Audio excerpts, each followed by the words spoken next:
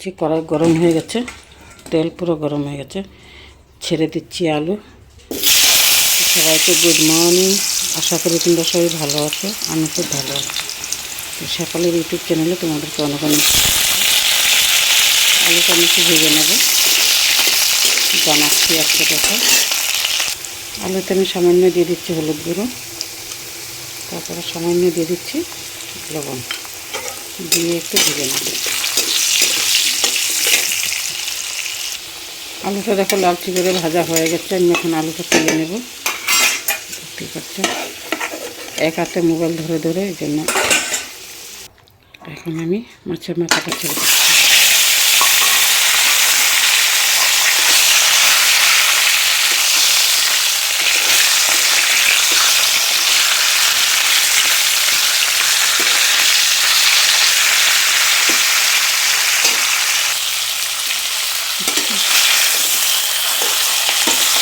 টোটালটা মাছটা আমি ভেজে নেব ভালো করে।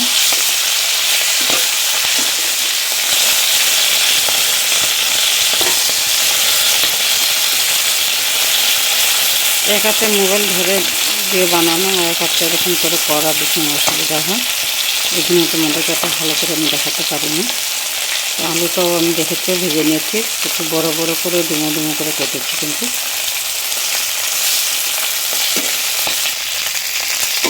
মাথাটা ভাজা হয়ে গেছে, আমি পুরো ধনে থেকে ভালো করে ভেজে নিয়েছি। মাথাটা ভালো ভাজা না হলে গন্ধ হবে, এই জন্য।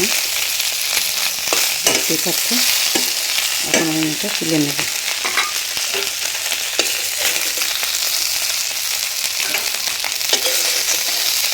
আবার দিয়ে দিলাম কড়াইতে তেল। তেলটা গরম হয়ে গেছে, আমি তেলের মধ্যে দিয়ে দিচ্ছি একটা শুকনো লঙ্কা।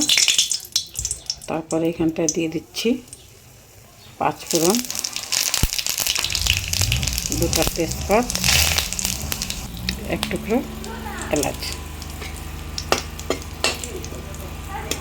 হয়ে গেছে। এখানে আমি মশলা রেডি করে রেখেছিলাম। মশলাটা আর মশলা দিচ্ছি না, সরি, আদা থেতো,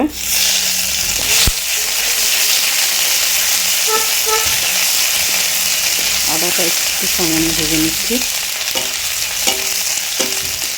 তারপরে দিয়ে দিচ্ছি এখানে মশলা আমি রেডি করে রেখেছি।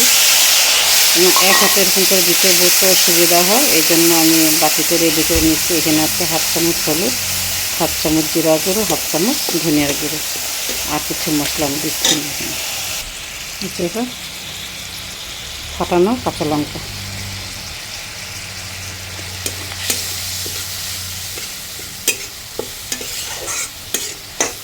একটু মশলাটা ভেজে নেব। মশলাটা যত ভালো করে ভাজা হবে রান্নাটা এতই খেতে ভালো হয়, এই জন্য মশলাটাই ভালো করে ভাজতে হবে। এই জন্য মশলাটা একটু ভেজে নিচ্ছি। 1/2 চামচের মতন মশলাটা আমার হয়ে আসছে।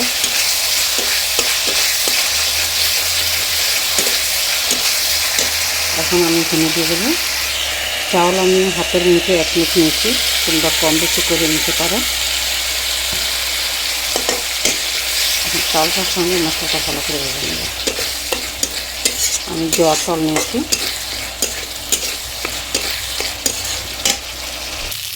আমার এটা দেখো ভালো করে ভাজা হয়ে গেছে, দেখতে পাচ্ছ। চাউল আর মশলাটা ভাজা হয়ে গেছে। এখন আমি দিয়েছি ভেজে রাখা আলুটা।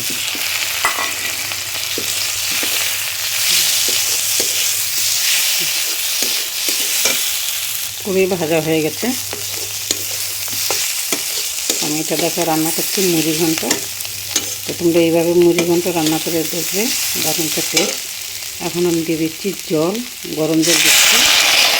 তোমরা যতটা পারো রান্নাতে সবসময় গরম জল দেওয়াটা ইউজ করবে। ঠান্ডা জলটা দিলে তোমার আবার গরম হতে অনেকটা সময় লেগে যায়, এই জন্য আমি গরম জল দিচ্ছি। আর একটু জল লাগবে।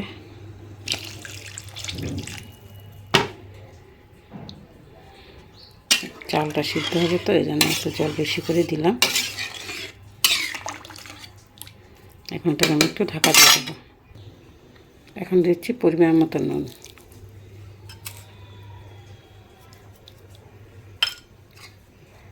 ঢাকা দেওয়া বলছি, নুনটা তো দিই নেই, মনেই ছিল না, এখন মনে পড়লো। তো আমি জল আরেকটু দিয়েছি, দেখতেই পাচ্ছ। এখন দিয়ে দিচ্ছি ঢাকা, সিদ্ধ হতে দেবো, তারপরে আবার ঢাকনা খুলে দিয়েছি, হয়ে আসছে, দেখতেই পাচ্ছ। এখন আমি দিয়ে দিচ্ছি মাছের মাথাটা ভেজে রেখেছিলাম, মাথাটা পুরোটা।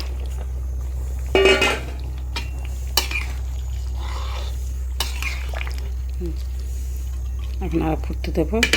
এখন যেটা জাল হবে, ঝোলটা শুকাবে, তারপরে এখানটা দিয়ে দিচ্ছি হাফ চামচ গরম মশলা।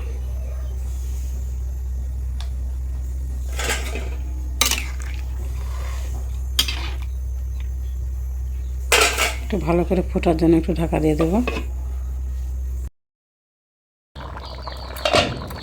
দেখো হয়ে গেছে মুড়ি ঘন্ট। একটু ঝুড়ি থাকলেও কিছু না, ঠান্ডা হলে টেনে যাবে। এখন আমি লাস্ট দিয়ে দিচ্ছি এমনি একটু ধনে পাতা কুচি, দেখতে পাচ্ছ।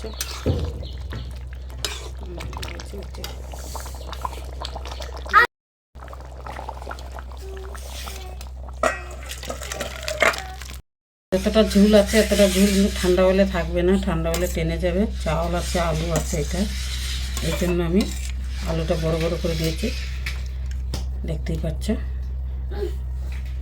আর আলুটা সিদ্ধ হওয়ার জন্য তো সময় লাগবে না, চালটা সিদ্ধ হয়েছে, এই জন্য আলুটা আমি বড় বড় ডুমো ডুমো করে কেটেছি। তোমরা এরকম করে রান্না করে খেয়ে দেখবে, দারুণ তো টেস্টি একটা রেসিপি। বাঙালি হলো মুড়ি ঘন্ট মেন, এই জন্য বানিয়েছি। তোমরা এরকম করে বানিয়ে খেয়ে দেখো, কার কীরকম লেগেছে নিশ্চয় আমাকে কমেন্টে জানাবে।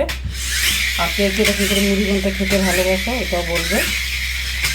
আমি তো বেশি শুকনোটা ভালোবাসি না, এই জন্য একটু মাখা মাখা টাইপ যেটা হয় এটা ভালোবাসি, এই জন্য আমি একটু মাখা মাখাই করেছি। কেন এটা ঠান্ডা হলে মাখা মাখাই হয়ে যাবে। অনেকে আছে, অনেকে শুকনোটাও খায়, তবে আমার সাথে শুকনোটা ভালো লাগে না, এই জন্য মাখা মাখা করে করেছি। তো দেখো কীরকম হয়েছে নিশ্চয় আমাকে কমেন্টে জানাই।